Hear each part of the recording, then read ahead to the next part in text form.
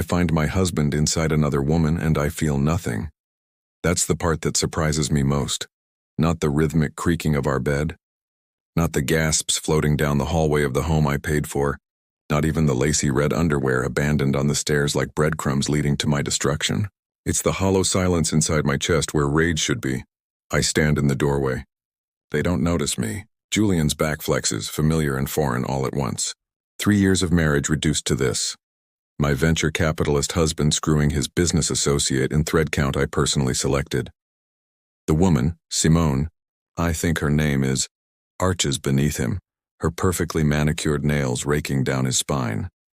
She's beautiful in that expensive, maintained way, the way I've pretended not to be for years. I pull out my phone. One photo. The click of the camera shutter finally breaks their rhythm. Julian's head snaps toward me, his face cycling through shock, guilt, and something worse, annoyance. Like I'm the inconvenience here. Ava. My name sounds like an accusation in his mouth. This isn't what it looks like. I finish, my voice steady. It looks like my husband is fucking someone else in the bed I bought with money he doesn't know I have. Simone scrambles for the sheets. Julian doesn't move, doesn't cover himself. There's arrogance even in his nakedness. You bought? He laughs, actually laughs. With your receptionist salary? I've spent 3 years playing poor. 3 years working a job I didn't need, living in a modest apartment before we married, clipping coupons, pretending to stress about bills. All to see if someone could love me. Not my father's empire, not my trust fund, not the Blackwood name that opens every door in this city. Julian loved the version of me who needed him. Who looked up at him with grateful eyes when he paid for dinner, who gasped with appreciation at his generosity. He loved feeling like a savior. The truth is going to destroy him, but not yet. I want a divorce, I say simply. Ava. Wait. He starts to move toward me, suddenly aware he's made a miscalculation. Don't. One word sharp as a blade. I'll have my lawyer contact yours. You'll get nothing. You can't. I can. Prenup, remember? The one you were so eager to sign because you assumed you were protecting your assets. I turn and walk away, my heels clicking against hardwood floors I selected, in a house my trust purchased from a life I'm about to incinerate. In my car, I make 3 calls. First to my lawyer, second to my father's office, third to a number I haven't dialed in years, the one that erases people from their old lives and rebuilds them somewhere new. I'm ready. I tell the voice on the other end. Activate everything. Julian thinks I'm a receptionist. He's about to learn I'm the heiress to Blackwood Industries, the company that just became his firm's largest potential client. And in 6 months, I'll return as the one thing he never saw coming, his boss. 6 months vanishes like smoke. I spend it in Paris, then Tokyo, then nowhere at all. Just hotel rooms and boardrooms where I remember who I actually am. Victoria Blackwood, not Ava Chen. Daughter of Richard Blackwood, not a woman small enough to fit into someone else's dream. My father doesn't ask questions when I tell him I want to activate my position. He's been waiting for this since I turned 18 and announced I wanted to find myself instead of taking my place in the empire. Welcome back, he says simply, sliding a black Amex across his desk. Your mother would be proud. I don't tell him about Julian. Some humiliations are too intimate even for family. The divorce finalizes remotely. Julian fights for alimony from me, until my lawyers bury him in documentation proving every asset he thought was ours was always mine. The house, the cars, the country club membership he used to schmooze clients. He gets nothing but his pride, and even that's negotiable. I cut my hair shorter, sharper, trade my modest wardrobe for power suits that cost more than Julian earned in a month, learn to walk into rooms like I own them, because usually I do. Then comes the acquisition. Hartley and Associates is perfect, my father says during our morning briefing. Mid-sized, hungry, slightly desperate. They've been courting us for a year. Who runs it? He slides me a folder. Julian Hartley. Young, ambitious. Built it from the ground up. Impressive, actually, for someone without connections. My coffee goes cold in my hand. Of course. Of course the universe is this cruelly poetic. The company's solid, Dad continues, not noticing my silence. But they're overextended. 1 bad quarter from collapse. They need our investment, our clients, our name. Without us, they're finished. And with us, They become a Blackwood subsidiary. Hartley stays on as managing director, but he reports to you. I should recuse myself, tell my father about the conflict of interest, walk away clean. Instead, I hear myself say, set up a meeting. I want to see his pitch personally. The conference room on the 47th floor is all glass and steel. The city sprawling beneath us like a kingdom waiting to be claimed. Julian enters precisely on time, flanked by 2 associates I don't recognize. He's wearing his best suit, the navy Tom Ford I bought him for our first anniversary, though he doesn't know that anymore. He looks thinner, tired. There are shadows under his eyes that weren't there before. Then he sees me, and the entire world stops. I watch him cycle through confusion, recognition, and something that might be horror. His face drains of color. The folder in his hand trembles slightly. Mr. Hartley, I say smoothly, not standing. Thank you for coming. I'm Victoria Blackwood, Senior Vice President of Acquisitions. I'll be evaluating your pitch today. One of his associates glances between us, sensing the electricity crackling in the air but not understanding it. Julian's mouth opens, closes, opens again. Ms. Blackwood, he finally manages, his voice strangled. I wasn't aware you'd be handling this personally. I handle all significant acquisitions personally. I smile, and it's all teeth. Please sit. Show me why Hartley and Associates deserves Blackwood's investment. He sits because he has no choice. His entire company is hemorrhaging money. I've seen the private financials my team pulled. 3 major clients left last quarter.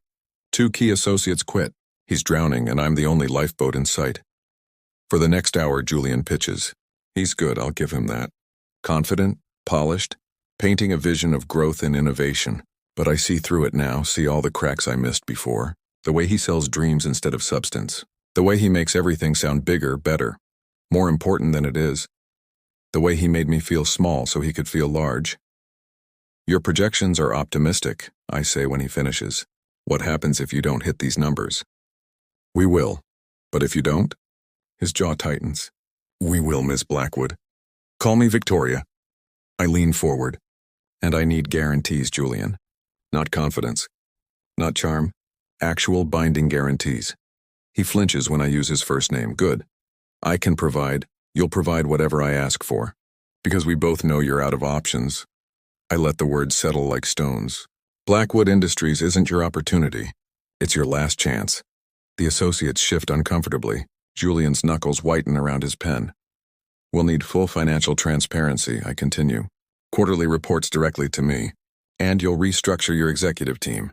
I'll be appointing a CFO and COO of my choosing. That's non-negotiable. Our eyes lock across the table. His are the same green gold I used to find beautiful. Before I learned they only reflected back what I wanted to see. Why? He asks quietly, and the question contains multitudes. Why this? Why you? Why now? Because I can, I answer. It's not the whole truth, but it's enough. He swallows hard, nods. When do we start? Tomorrow. 8 a.m., your office. I stand, smoothing my skirt. Oh, and Julian, that suit looks good on you. Tom Ford, isn't it? Good taste. I leave him sitting there, finally understanding exactly how much power I've always had, and how much I'm about to take back. Julian's office is smaller than I expected, more scrappy startup than established firm. There's an old leather couch that's seen better days, plants that might be dying, and a desk buried under papers that suggest someone working too hard or managing too poorly. Probably both. Victoria. He stands when I enter, and I notice he's removed his wedding ring. Good. I had mine melted down and turned into a bracelet I'm wearing right now. We need to talk, I say, closing the door. Not about business. He sinks back into his chair like a man expecting execution. I don't even know where to start. How about the truth? I perch on the edge of his desk, deliberately invading his space. Did you ever love me? Or was I always just the struggling girl who made you feel important? The question catches him off guard. He looks up at me, and for the first time I see something raw behind his eyes. I thought I did, he says quietly. But maybe I just loved being needed. And Simone? Ended the day you left. Why? He laughs, bitter and broken. Because she wanted the same thing I wanted from you. Someone to admire her, worship her, make her feel like she was winning. Turns out that gets boring when you're on the receiving end. Despite myself, I feel something crack inside my chest. Not forgiveness.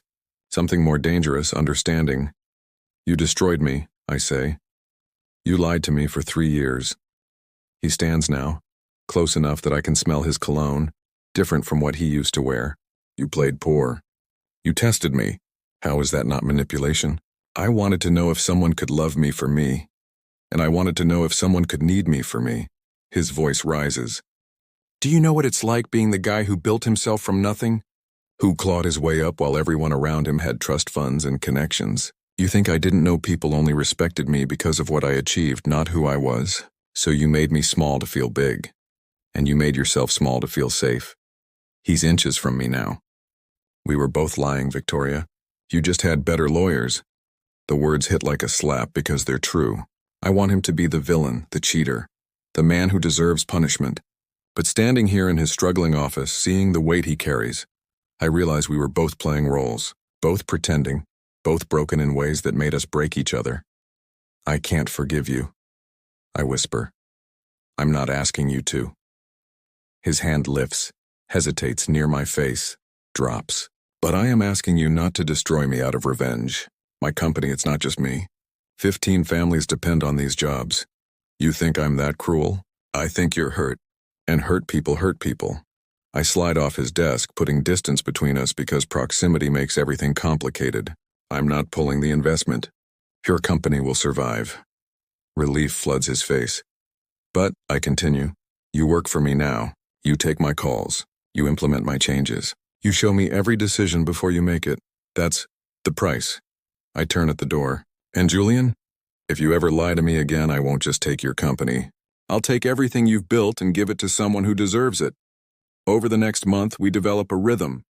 Daily morning meetings, weekly strategy sessions, late-night emails about contracts and clients and market positioning. It's professional, careful, tense, until it isn't. This is brilliant, I say. Reading his proposal for a new client acquisition strategy. We're in my office now. He comes to me, not the other way around. How did you even think of this? He shrugs, but I see pride flicker across his face. I'm good at my job, Victoria. I always was. Even if I was terrible at being a husband, you weren't terrible at everything. The words slip out before I can stop them. His eyes snap to mine. Don't what? Don't do that. Don't blur the lines. You blurred them first, I say, standing. Every time you look at me like you're drowning and I'm sure. Every time you stay late because you know I'm still here. Every time you say my name like it tastes like regret. Victoria, tell me you don't feel it. I'm around the desk now, invading his space the way he used to invade mine. Tell me you don't wonder what would have happened if we'd both been honest from the start. It doesn't matter. But he doesn't move away. We can't go back. I don't want to go back. My hand finds his chest, feeling his heart hammer beneath expensive fabric. But maybe we could go forward. Different, honest this time. You hate me. I did. I should. My voice drops to something dangerous. But you're right here, Julian. Right fucking here. And I can't decide if I want to destroy you or he kisses me, or I kiss him. It doesn't matter who moves first because we're colliding like stars.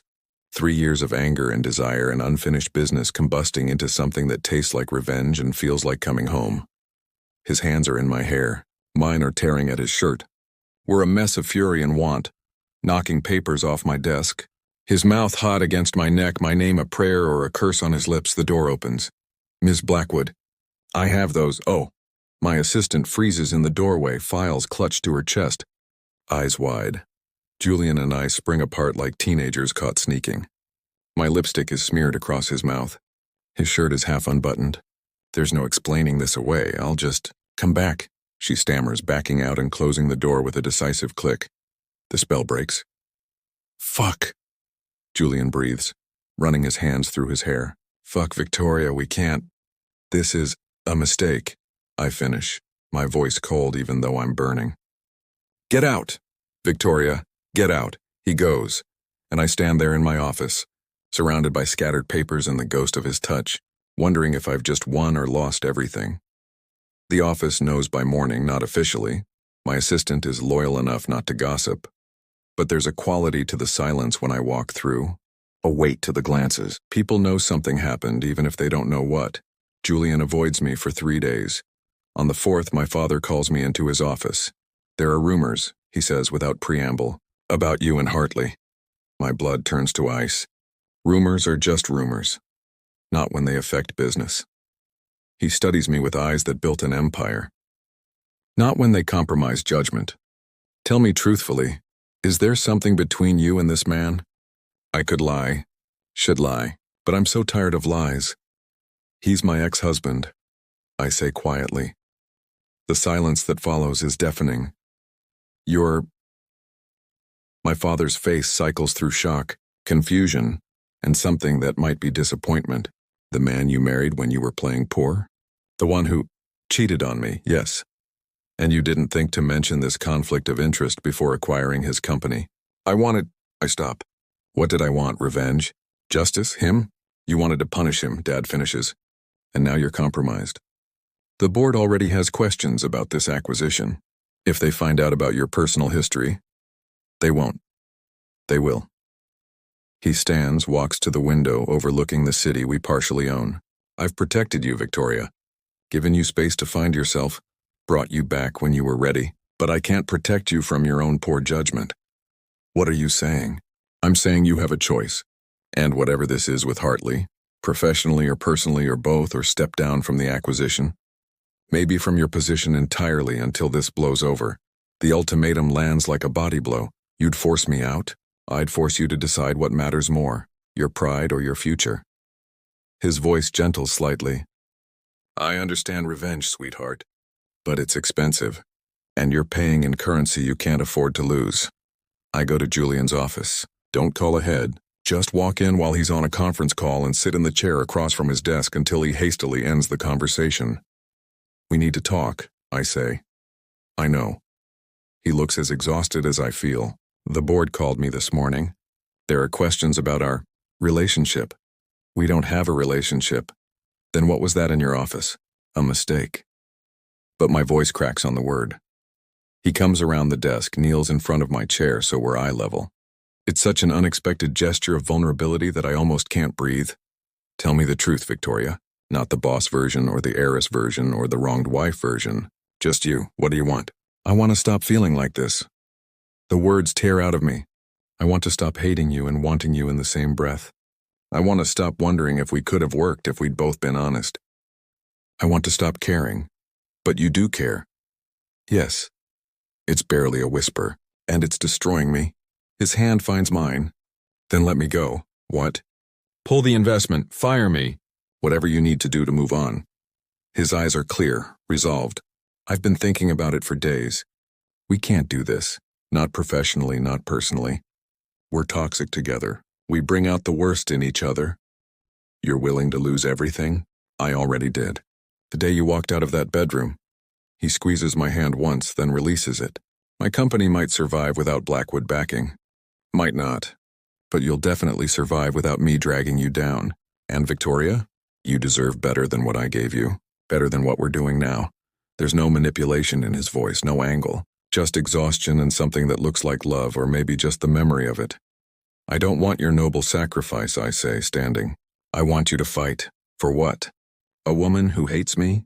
A business relationship that's already doomed? We fucked up, Victoria, both of us. Maybe the kindest thing we can do is let each other go. I walk to the door, my hand on the handle.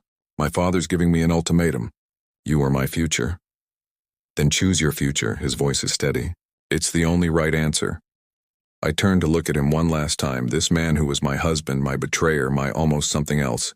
You're wrong, I say, about us being toxic. We weren't toxic together. We were just both too afraid to be real. Then I walk out, and this time I don't look back. I submit my resignation to the board that afternoon. Not from the company. That's still mine by blood and name. But from the Hartley acquisition. I recommend my deputy take over, provide full documentation of the conflict of interest, and offer to step back from active deals for the next quarter while things settle. My father doesn't speak to me for a week. But I sleep through the night for the first time in months. The price of peace, I'm learning, is sometimes everything you thought you wanted 3 months later, I'm in Singapore closing a deal when my phone rings. Ms. Blackwood? An unfamiliar voice. This is David Chen, CFO of Hartley & Associates. I'm calling because, well, there's been an incident. My heart stops. What kind of incident?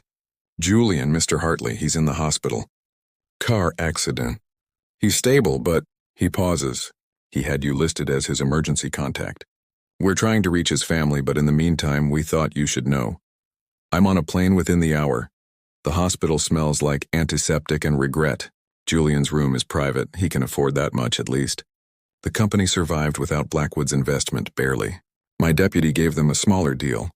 Enough to stabilize but not to soar. He's awake when I arrive, his left arm in a cast. Bruises blooming across his face like storm clouds. Victoria. He tries to sit up, winces. What are you doing here? Apparently I'm still your emergency contact. Oh, I forgot to. I should probably update that. Probably. I sit in the chair next to his bed. What happened? Drunk driver. I was heading home from the office. He attempts a smile. Turns out the universe isn't done with me yet. We sit in silence for a moment, the beep of monitors filling the space between us. I heard about your new deal, I finally say. With the Singapore Tech Consortium. Smart move. Learned from the best. His eyes meet mine.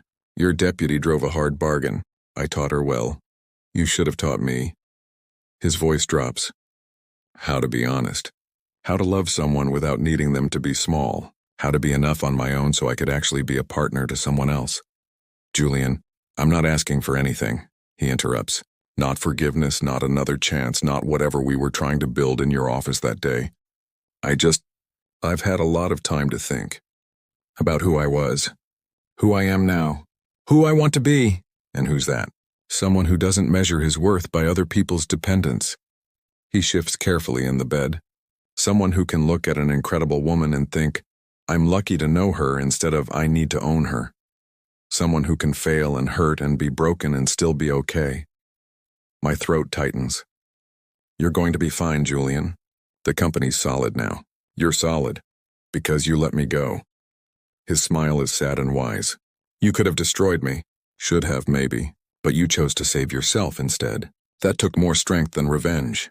I stand, suddenly needing distance. I should let you rest. Victoria, wait. He reaches for me with his good hand, stops just short of touching. Thank you. For coming. For the deal you gave me through your deputy. For letting me survive even after I didn't deserve it. You're a better person than I ever gave you credit for. I'm really not. I turn at the door. I wanted to ruin you. I wanted to take everything you built and watch you suffer. I'm not noble, Julian. I'm just tired. Then we're both better at being human now than we used to be. 6 months after that, I get an invitation to Julian's wedding, to Simone. I almost laugh at the audacity. But then I read the note tucked inside. Victoria, I know this might seem insane, but I wanted you to know. Simone and I reconnected after the accident. Not romantically at first, just two people who'd both hurt and been hurt, trying to figure out what was real. Turns out when you're not performing for each other, when you're just two broken people being honest, things look different. I'm not asking you to come. I'm not even sure you'll read this, but you deserve to know from me, not from social media or gossip. You deserved honesty, and I'm finally learning how to give it. I hope you find what I found, someone to be real with. Someone who sees all the messy, complicated, imperfect parts and chooses you anyway. You deserve that more than anyone I know. Julian, I don't go to the wedding, but I send a gift, a first edition of The Great Gatsby, inscribed, To New Beginnings and Honest Endings. May you both be less tragic than Gatsby and Daisy. A year later, I'm at a charity gala when a woman approaches me at the bar. Victoria Blackwood. She's stunning, confident, with kind eyes. I'm Dr. Sarah Kim. I just wanted to introduce myself. I've been following your work in renewable energy investment. Brilliant stuff. We talk for hours. About business, about life, about the ways we've both rebuilt ourselves from ruins we once mistook for foundations. When she asks for my number, I give it to her. When she calls the next day, I answer. And when she asks 2 months later, so who's the ex-husband you're still figuring out how to stop loving? I tell her the truth, all of it. That's a hell of a story, Sarah says when I finish. It's not a love story, though, I say. No happy ending. Sure it is. She takes my hand. You got free. You learned who you are when you're not pretending. You chose yourself. That's the happiest ending there is. She's right. Julian ruined me, and I thanked him for it. Not because the pain was worth it, but because on the other side of destruction, I finally found myself. Not the heiress, not the wronged wife, not the woman playing small, just Victoria, whole, honest, and finally free. Some betrayals break you. Some betrayals break you open. The difference is what you build in the space where trust used to be. I built myself, and that's the real revenge. Not his suffering, but my joy, not his loss, but my gain, not getting even, but getting better. I walked away from the man who betrayed me and found the woman he never knew existed. Turns out she was worth fighting for all along.